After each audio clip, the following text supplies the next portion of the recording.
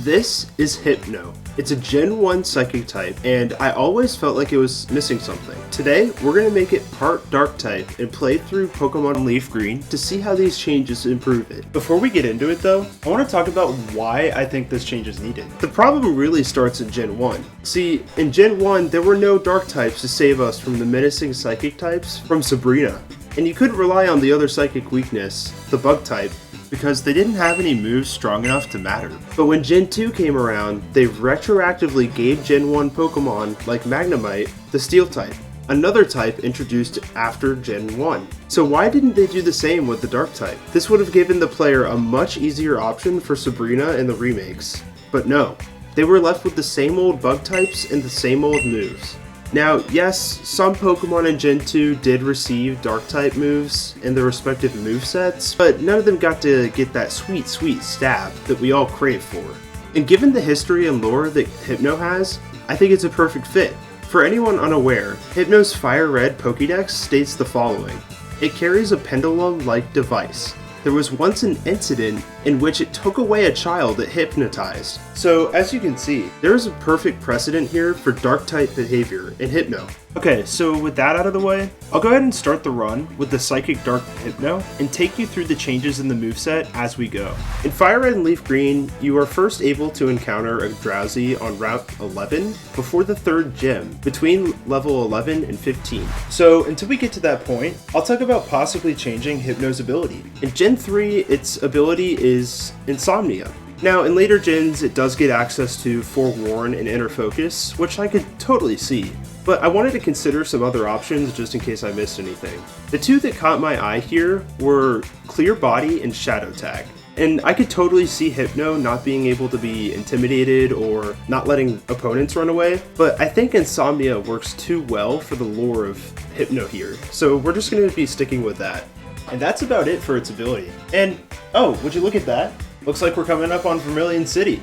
Good timing. Oh, and you didn't really miss much here. We used our starter Toast the Charmeleon, Onion the Pikachu, Banana the Mankey, and Sushi the Gyarados to get up to where we are now. So we head to Route 11 to catch our one and only Bacon the Psychic Dark Drowsy. And when thinking about changes to its moveset, Drowsy and Hypno's current moveset in Gen 3 overall fit their whole creepy vibes, but I think adding the Dark type spice will take it to that next step.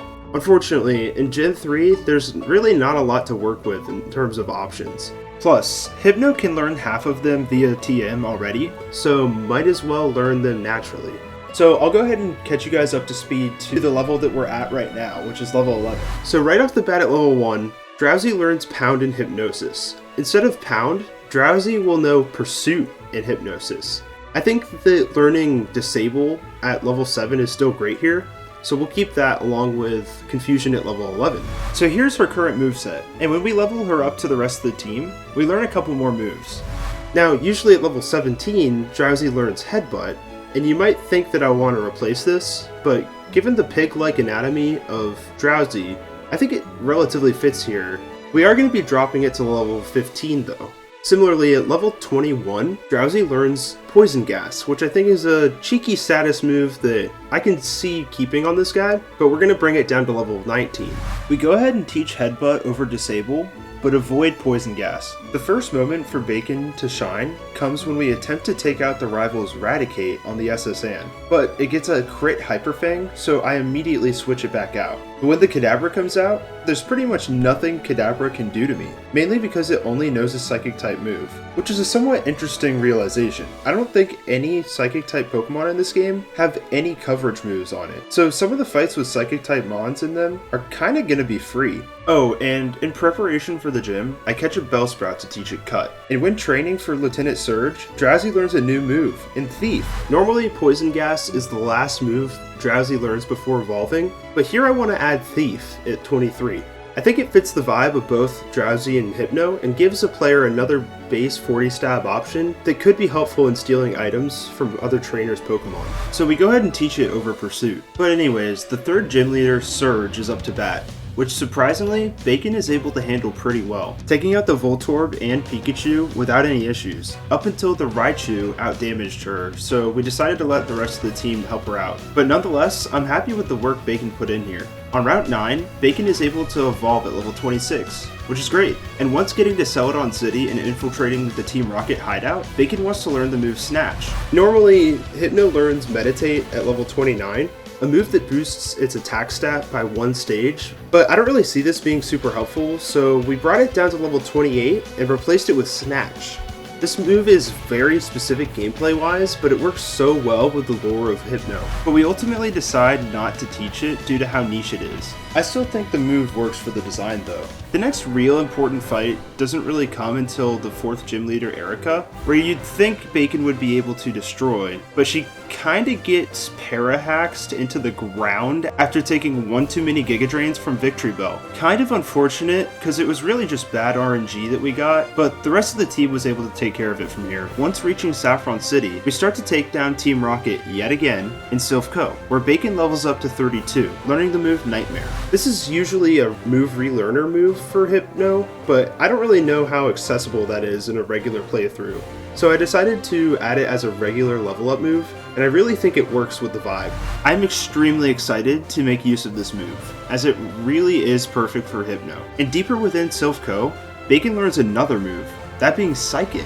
Because of the additional moves Hypno has received, we decided to just push Psychic up from level 35 to 36, just to space out the moves a bit more. Eventually, we find a perfect candidate to try the Nightmare strats out on, and that's our rival, who has forced some poor trainer to trade with him to evolve his Kadabra. So it's time to decide which Gen 1 Psychic type is better once and for all. As we go for Nightmare strats, Alakazam is actually able to set up a Future Sight, which does actually damage Dark types. Aw, so proud of you, Blue. Pulling out all the stops for this fight, and Bacon wins. Immediately following that, we take on Giovanni, where Bacon handles herself quite well, until the Kangaskhan comes out and Bacon whiffs a Hypnosis, causing us to go down to the fists of this bulky kangaroo, maybe? Anyways, the rest of the team takes care of it from there. And finally, after all we've been waiting for, we must now start preparations for Sabrina. While leveling up for the fight, Bacon learns a nice little move called Taunt. Now if we look at Sabrina's team, the only move that could do damage to me is Leech Life.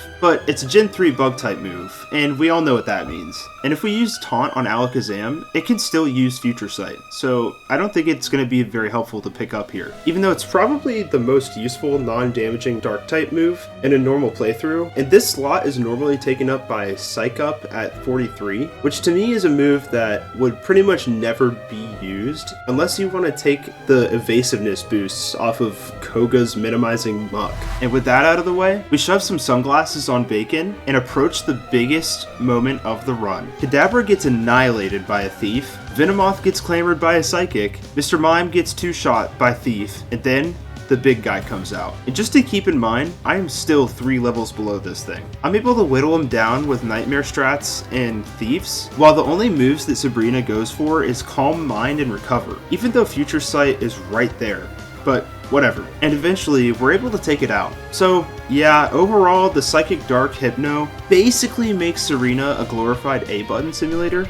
So if we wanted to balance this back out, really all we would need to do is to stick Shockwave or some other special stab move onto Alakazam, and maybe Mr. Mime, and call it a day. After the gym, we find a Snorlax and catch it with a funny looking Pokeball, and we name it Cake. From here, we beeline it to Koga's gym, and pretty much one-shot his entire team with Bacon alone, which is to be expected. And there's really not much we can do in between the next few gyms. We run through the Safari Zone to grab Surf, and we're off to Cinnabar Island, where we run through the mansion so we can get access to Blaine's gym, where Bacon learns its next move at level 45, Feint Attack. And yeah, we gave Hypno the highest damaging Dark type move it could get that makes sense for its design after Sabrina. If it makes you really that upset, you can just get the 60 base power Dark type move before Sabrina's level cap if you delay Drowsy's evolution until 38. The reason that we decided to do that is because Hypno, being a Psychic Dark type, is already immune to Psychic attacks, and without coverage moves, you saw how easily we were able to take on the hardest gym in Kanto with Bacon. But anyways, Blaine's up next, and Hypno's able to take out his Growlithe and Ponyta with ease, but struggles a bit on the Rapidash, leaving the rest of the team to deal with picking up the scraps. Afterwards, we declined Bill's offer to go go to Sevi Islands and immediately take on the last gym leader, Giovanni, who is completely walled by Bacon here,